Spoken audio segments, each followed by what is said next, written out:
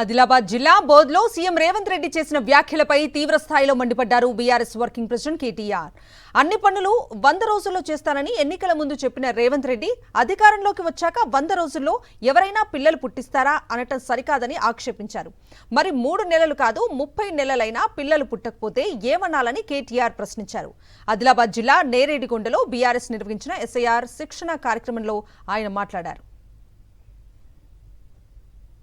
బోత్లో రేవంత్ రెడ్డి గారు చెప్తున్నాడు, సోయి కూడా లేదు ముఖ్యమంత్రి అని. ఏమంటున్నాడు? 100 రోజుల్లోనే ఎంత కండలు తిరిగిన పైల్వాన్ అయినా 100 రోజుల్లోనే పిల్లలు పుట్టిస్తాడా? ఒక ముఖ్యమంత్రి నోట్లకెళ్ళి వచ్చే మాట నేను. ఇది మనకు తెలియదా? పిల్లలు 3 నెలలకు పుట్టారని మనకు తెలియదా? ముఖ్యమంత్రి మాట్లాడుతుండు, 3 నెలలనే పిల్లలు పుడతారా? కండలు తిరిగిన పైల్వాన్ ఉంటే కూడా అని మాట్లాడుతుండు.